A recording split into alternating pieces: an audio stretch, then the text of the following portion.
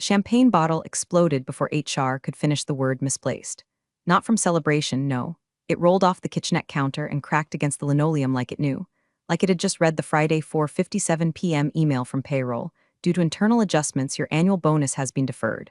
We appreciate your understanding. The rest of the office was already dead. Silent. Post-holiday party hangover kind of dead. Desk still littered with cookie tins and passive-aggressive Secret Santa notes. My bonus? That was supposed to cover the final licensing fee on a project I'd been building in secret for 10 months. One more payment and the IP would have been mine. Legally. Permanently. Now it was hanging by a thread, and that thread just got frayed by the same people who ordered employee experience stress balls. I stared at the broken bottle. Way it leaked onto my suede boots like it knew the metaphor I was choking on. Misplaced, huh? Like they misplace umbrellas or office plants, or women's credit in meetings. I didn't scream, I didn't call legal. I didn't go to my supervisor's office and throw a desk phone like a righteous banshee. No, that's not my style. You don't set fires with gasoline when you already wired the building for demolition. Instead, I walked calmly, deliberately, past the Christmas tree still blinking in admin, past the frozen smile of Trish from HR who chirped, "Everything okay?" It wasn't, and back to my desk. Then I opened the binder. No one at the agency knew about the binder. Not the CEO, not the smug VP who called me kiddo in Q3 strategy calls, not even my fiancé, who thought I worked late because I was driven.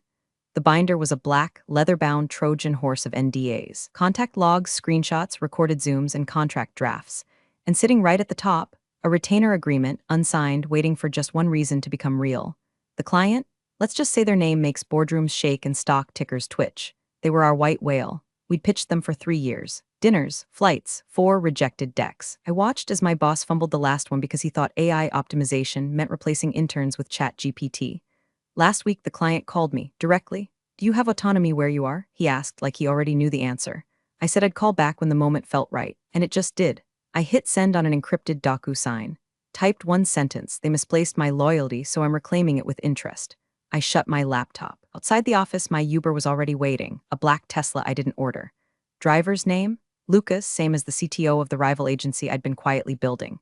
He didn't say a word, just smiled like he knew, because he did, because this wasn't plan B. This was the plan all along. By Monday morning, they were bleeding.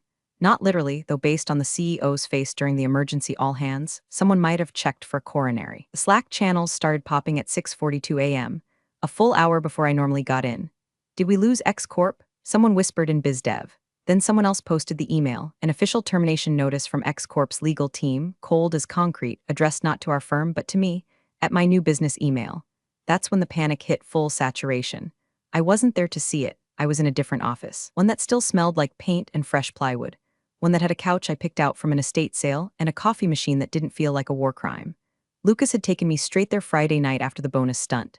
We worked through the weekend, finalizing contracts, onboarding X Corp's assets, migrating the ad spend behind a wall they couldn't breach without setting off alarms. By sunrise Monday, we were real. Registered, banked, staffed. At 8:13 a.m., my ex-boss Mark called, didn't answer. He tried again at 8:16, 8:21, then a text, "You've made a serious mistake. We can fix this, but you need to call me back now. Fix this, fix this. Oh, honey, you don't fix what's already been dismantled. Quietly, legally, deliciously." See, what they didn't know, what Mark still didn't realize, was that the licensing contract tied to my bonus was never meant for them. It was always under my name, privately negotiated with a shell company I formed during the first round of company morale layoffs. While they were trimming heads for optics, I was trimming fat for freedom. My agency, named Plinth, was built from the bones they ignored. The designers they laid off, the junior analyst who had the best forecasting model I'd ever seen, the copywriter who cried after getting demoted because her boss didn't get her tone. It all worked for me now. They just didn't know it until Monday. Until I walked into our first meeting wearing the same blazer I wore the day Mark told me I lacked leadership presence. Lucas handed out welcome folders. I slid the final client schedule onto the screen, and that's when Danielle, our former client manager, walked in, Mark's right hand, his loyal little lieutenant who once told me to tone down the ambition. She smiled, set her coffee down. Surprised, I nodded, not at all, because I knew exactly what she saw in their backend last week. I knew about the overbilled hours, the fake engagement metrics, the line items padded like a trust fund brat's resume. I'd fed them to her. "Mark's gonna lose his goddamn mind," she whispered with a grin. I leaned in, he already did. At 10:04 a.m., I got a calendar invite from Mark. Subject, coffee, just 10 minutes. Location, 3rd floor. Our usual table. Note, no hard feelings, just want to talk. Classic, the friendly ambush maneuver. The same one he used on laid-off employees 2 years ago, smiles over cappuccinos, HR lurking nearby like vultures in Lululemon. But this time, there was no severance package waiting. I was the one holding the knife, and he still thought it was a handshake. I clicked accept. 10 minutes later, I walked through the revolving glass doors of the agency I'd ghosted 48 hours earlier. They were already peeling off the X-Corp logos from the lobby wall, like removing a tumor. I didn't speak to the receptionist, didn't check in, just gave her a nod. She flinched like I was a ghost carrying lawsuits. Mark was waiting at our table, pretending to scroll his phone. Double espresso in front of him. No drink for me. Of course not. That was the tell. He wasn't here to talk. He was here to record. I sat, didn't take off my coat. You really went through with it, he said, voice tight. I raised an eyebrow. You thought I was bluffing? I thought you were smarter than this, he said. Do you understand what you've done? I leaned forward, rested my elbows on the table. You mean, do I understand that I took the one client that paid for 40% of your operations, convinced half your best staff to jump ship, and launched a competitor in 72 hours? He blinked, swallowed. You don't win this way, he said. You think they're loyal to you? You think those people left because they believe in your little DIY agency? I smiled. No, they left because they know what it feels like to be under you, and they've seen what I do without a leash. He looked me dead in the eye. For the first time in 5 years, I saw something behind the smugness, something unshaven and scared. You stole from us. He hissed, wrong word. No, I said calmly. You misplaced me, just like you misplaced my bonus, my ideas, my name on pitch decks. You taught me exactly how disposable I was, so I disposed of you. He reached into his coat pocket and slid something across the table. A manila envelope. Signed NDAs, he said. You know what this means. I didn't even touch it. Just looked at it like it was a dead animal. You sure you want to open that door? I said softly. Because I've got screenshots, time-stamped edits, and a line-by-line breakdown of every time you slapped your name on my work. He paled. You think clients won't care? He shot back. Clients? I laughed. The ones you've been billing for executive consulting hours while golfing with pharmaceutical VPs in Scottsdale? I think they'll care plenty. I stood. Enjoy your espresso, Mark. Then I whispered just loud enough. You're about to know what loyalty really costs. By noon, Plinth was trending on LinkedIn. Not because we posted anything. We didn't need to. The implosion across town was doing our PR for us. Someone leaked the X-Corp exit memo, full of brutal little lines like lack of transparency, failure to meet deliverables, and the death sentence. We are migrating all brand strategy and media planning to a new agency. They didn't name us, but they didn't have to. People started connecting the dots faster than a bored Reddit mod on Adderall. Danielle was already fielding recruiter DMs from agency rats looking to jump ship. Lucas was securing new servers to handle the inbound interest. And me? I was sitting on a milk crate in our half-furnished conference room, eating a soggy egg sandwich and reading the internal meltdown thread from my old company's Slack. I had a burner login. Of course I did. From back when I helped audit the comms channels for culture alignment. Translation, they paid me to read other people's despair and pretend it was strategy. The thread was called Stabilization Plan. Oh, it was rich. Someone proposed slashing junior salaries. Another floated putting together a client win deck, even though they hadn't won a single pitch in months. Then someone, Mark, probably, suggested rehiring me under a performance clause. That one got 5 clown emojis before being deleted. I was mid-shoe when a text came through from an unknown number. Nice move, but you just made enemies. T no signature, just that one letter. T could have been Tyler, the compliance guy with the rat face, or Tina, Mark's favorite yes woman, or hell, the CEO. The one who still called me kiddo even after I landed the firm their biggest Q1 growth in 5 years. I didn't reply, just screenshotted it and forwarded it to Lucas. He called me 5 minutes later. Want me to trace it? I shook my head. No, let them sweat. Truth is, I wanted them to come after me, because if they did, I could open the other folder. The one marked Nightingale. That was the code name for the project I built in the shadows, planted in their systems like a seed bomb. A full client risk analysis of their portfolio, not just X-Corp, but every vendor, every account, every whisper of fraud, oversight, negligence. I used their tools to build the bullet that would gut them. I didn't plan on using it, not yet, not unless they went nuclear first. But Titak's message felt like a spark. Meanwhile, Danielle burst in from the hallway out of breath. You need to see this, she said, tossing her iPad onto the table. It was a video from X-Corp's internal town hall. Someone had leaked it to Reddit. The coup, red-faced and panicking, was trying to explain why their marketing pipeline had vanished overnight. Then one of their senior VPs stood up and said, loud and clear, if she built it and we lost her, what the hell did we expect to happen? The room went silent. Then the video cut. Danielle grinned like she'd just watched a wedding proposal at a funeral. You want me to post it? She asked. I took a long sip of coffee. Let the silence stretch. Not yet, I said. Let them wonder who else is about to leave next. The first lawsuit didn't come in an envelope. It came as a calendar block. Tuesday morning, 7:00 a.m., an urgent alignment meeting sent from Tina Reeves, VP of Internal Affairs, the same woman who once told me to smile more on Zoom so I'd seem less aggressive during client calls. Location, neutral site. Translation, legal ambush with muffins. I didn't decline. I forwarded it straight to my lawyer, Keisha Alvarez, a one-woman wrecking crew with the kind of smile that makes opposing counsel ask to reschedule. She showed up in a cobalt suit and 6-inch heels that clicked like a metronome for fear. We walked into that glass cube conference room like it was a runway. Tina was already there, flanked by 2 lawyers in wrinkle-proof startup suits and zero charisma. Her smile, powdered sugar on arsenic. "Let's keep this civil," she said, folding her hands like a sitcom mom about to disown her child. Keisha didn't sit. She dropped a single thumb drive on the table. "This contains the source files, timestamps, and original licensing contracts for the disputed materials. My client built them off-platform, on personal time, using personal equipment. You're welcome to challenge that if you enjoy losing in federal court." The suits exchanged glances. Tina exhaled through her nose. "We're not here to litigate, we're here to negotiate." Keisha tilted her head. "Strange, I don't see anything worth negotiating. Unless you'd like to issue a public apology for breach of contract and gender-based pay suppression." Tina cut her off. "We'll make this simple," she said. "Sign a non-compete, walk away from X Corp and Plinth. We'll wire you $200,000. Clean break, no PR war, no discovery, just quiet." I stared at her. Then I laughed, full chest. "No apology? You want to buy my silence? After you stiffed me on a bonus and plagiarized my work into your VP's QBR slides?" Tina's face twitched. Keisha slid a paper across the table. "Here's our counter." They skimmed it. Tina looked up. "You're kidding." I smiled. "Nope." The paper demanded a written admission of retaliation regarding my bonus. Immediate public correction of authorship on all project decks from 2022. Company-wide statement affirming my departure was voluntary. And $1. One symbolic dollar wired from their executive fund to Plinth's payroll as restitution. The suits looked like they'd swallowed their ties. "We'll review," one said, voice flat. Keisha collected the thumb drive. "Clock starts now. 48 hours or we go wide." As we left, Keisha leaned in and whispered, "You just asked Goliath to apologize." In writing, I adjusted my coat. "No," I said. I asked him to kneel. Back at Plinth HQ, Danielle was waiting in my office, phone shaking in her hand. "You're not going to believe this." She flipped her screen around, a LinkedIn post, 2,000 likes and climbing. Mark had just announced a rebrand, new slogan, new logo, new mission statement, all lifted word for word from the internal deck I'd left behind on purpose. Bait.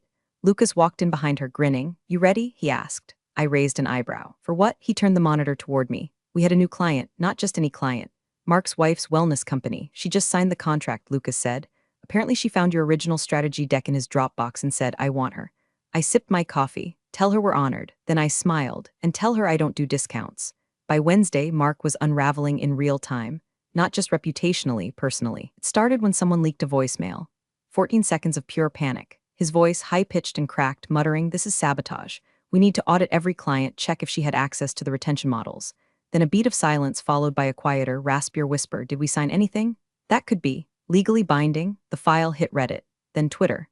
Then the inbox of every journalist I'd ever had to babysit through a press release. Danielle walked into my office at 9:14 a.m. with a grin that said someone was about to lose their last shred of dignity. "They just sent out a firm-wide gag order," she said, handing me a printed email. Subject: "Do not engage with media inquiries." Body: "All staff communications regarding the X-Corp transition must be cleared through legal and brand risk immediately. This includes personal social accounts." It was signed off by Tina. I imagined her typing it while icing her jaw from the last meeting. "They're bleeding out," Lucas said as he joined us. "But here's where it gets spicy." He pulled up our analytics dashboard. One of their secondary clients, Midline Capital, just requested to sit down with us. They said they want to explore fresh talent before Q3. "Midline's worth $6 million, Danielle muttered. And I asked. Lucas flipped to the next slide. "They asked if your deck was still available." "Original one?" I didn't answer. I was too busy staring at the internal email I'd just received from my old firm's IT director. "FYI, Mark's been digging through your old user folder like a raccoon on Adderall. Might want to check your backups." Underneath was a forwarded screenshot. Mark had tried to restore my Slack DMs, the ones I'd wiped. The ones I wanted him to notice were missing, because if he went looking for dirt, he'd trip the tripwire. 3 hours later, I got the confirmation. Lucas barged in, holding up his phone. He tried to open Nightingale. I stood slowly, felt my pulse settle. "Did the trigger go off?" Lucas nodded. "Full log dump sent to 3 outlets. Pre-drafted cover email. Pinned to Tina's personal Gmail, too." Danielle let out a low whistle. "You're not just burning the bridge, you wired the riverbed with C4. I didn't answer, just walked over to the window. Looked down at the city. Somewhere in a sleek boardroom, Mark was realizing what I had done. The Nightingale file had one purpose: exposure. It contained project theft, fabricated client data, and most deliciously, a secret side deal with a vendor that just happened to employ Mark's cousin. All traceable, all timestamped. And now, all public, by noon. Business Insider was live with a headline that made my ribs vibrate. Exclusive. Internal leak exposes potential fraud. CEO panic at leading ad agency. Mark's face was the thumbnail. Danielle stared at the screen, breathless. Lucas asked, "You think he'll resign?" I sipped my tea. "Oh, he'll wish he could." Then I leaned back in my chair and said what we were all thinking. But they're not done yet. Now comes the retaliation. Retaliation didn't come with subpoenas. Came with flowers. Peonies. White ones, my least favorite. With a note, congrats on the launch. Let's be civil. Emmett was delivered to Plinth's reception desk by a courier in a velvet jacket who looked like he moonlighted as a magician. Danielle stared at the bouquet like it was ticking. That man just tried to assassinate your reputation and now he's sending peonies? I pulled the card from between the petals and sniffed the stems. Still smells like desperation, I said. Maybe even fraud. Lucas ran the sender's info through our contact trace system. The florist address was legit, but the charge came from a Shell LLC, one tied to Clear Span, a boutique PR firm known for reputation recovery and burying harassment lawsuits with influencers who wore chunky glasses and said vibes unironically. Danielle narrowed her eyes. He's getting ahead of the next article. He was, because that was the real nuke. Not Nightingale, not the stolen decks or the fake metrics. Those were appetizers. The entree, a whistleblower affidavit, filed by someone still working inside his company, an anonymous junior analyst who'd been quietly deeming me for months under the handle Zero Elevator. They had proof, audio clips, Slack exports, a budget spreadsheet with bold red text reading, adjust report language, make her look replaceable. They wanted to remain anonymous. Fine. I didn't need their name, just their truth. Keisha submitted the affidavit to the EOC and looped in a journalist who owed her a favor from a discrimination case in 2019. We didn't break the story. We detonated it. And sure enough, that afternoon, a press statement dropped on my old firm's website. We value all employees and are investigating the allegations thoroughly. The font was sterile. The layout desperate. But the final sentence caught my eye. Effective immediately, our CEO will be stepping aside pending review. Stepping aside. The polite way of saying he got dragged out by his tailored lapels and dumped behind a dumpster fire he lit himself. I didn't celebrate, not yet, because just as I closed the page, a new email popped up. Subject, urgent regarding former employees. From Tina Reeves, I clicked. It wasn't a cease and desist, it was a warning. I tried to stay loyal, but they're shifting blame. If this goes to court, I'm not going down alone. You should know they're already prepping to leak your NDA from 2020. They'll frame it like you breached first, that you planned this while still on salary, that everything you've built is poison-pilled from the inside. I stared at the screen. It wasn't fear that gripped me. It was something colder, a sense of inevitability, because she was right about one thing. I did plan this while still on salary. Every strategy, every hire, every client nudge, but what she didn't know? I never signed the 2020 NDA. The version she had was unsigned, a decoy, time-stamped, dated, but missing one tiny thing, my signature. And now, thanks to their threat, I had their attempt to forge it. Lucas looked up from his laptop, eyes wide. They forged your signature? I nodded slowly. Danielle whispered, that's jail. I stood, cracked my knuckles, and smiled for real. No, I said, that's leverage. Thursday morning, 6:03 a.m., I walked into our office to find Keisha already there, heels off, sleeves rolled, scrolling through her second iPad like she was orchestrating a hostile takeover of the Vatican. She didn't even look up. They forged 2 versions, she said. One with your initials, one with your full name, both garbage, bad kerning, wrong date format, and they used the old company logo. It's laughable. I sat down across from her, poured coffee from the pot she'd brought from home. You know what to do? Keisha nodded. I'm filing federal, fraud, breach, and retaliation. We'll go scorched earth. No, I said slowly. We'll go surgical. She raised an eyebrow. I want them bled out, not blown up. I want every client to choose to leave. Every partner to disassociate. I want their brand to rot in the sun while they spin PR statements until their lawyers beg them to shut up. She smiled. You're darker than I thought. No, I said, I'm methodical. By noon, the story had evolved. The forged NDA screenshots, leaked anonymously of course, ended up on a legal tech forum and got dissected by keyboard-savvy paralegals like it was the Zapruder film. The conclusion? Clumsy, fraudulent, dumb. Then, one by one, the dominoes started falling. Midline Capital publicly terminated their contract. Viro Lab, a biotech client who loved their ESG compliance, posted a statement saying they no longer align with Mark's company values. A former board member called for full leadership restructuring. And Tina, she jumped ship. Sent me a final email. I was loyal to the wrong people. I've attached everything I know. You'll find the good parts on page 6. Enjoy. She was right. Page 6 had the kicker. An internal memo from last year where Mark bragged about undercutting female leadership salaries to preserve margin optics. That was the nail. By Friday morning, their site was down, their Instagram wiped, and their LinkedIn banner changed to "We're hiring new chapter ahead," which is code for "We're bleeding interns and praying someone still believes in us." I didn't dance, didn't pop champagne. Instead, I stood alone in the Plinth conference room, lights dimmed, watching our dashboard flash. Client retention 100%. Growth trajectory obscene. Press inquiries 47, all asking for comment from me. I gave none because sometimes the loudest statement is silence backed by results. Danielle poked her head in. You okay? I nodded. Lucas followed, holding a box. Someone dropped this off downstairs. No return label. He set it on the table and walked out. I opened it slowly. Inside, a torn manila envelope, shredded pieces of a forged NDA, and a $1 bill. Crisp, clean, no note, no apology, just acknowledgement. I stared at the bill for a long time. Then I took it, walked to our office corkboard, and pinned it dead center beneath a sticky note that read, "Value accurately reflected. War over. Empire standing." And this time, my name was on every damn door. Thanks for joining the revenge party, you wise rebels. Subscribe for more tales. Let's keep the office gossip hotter than a fresh pot.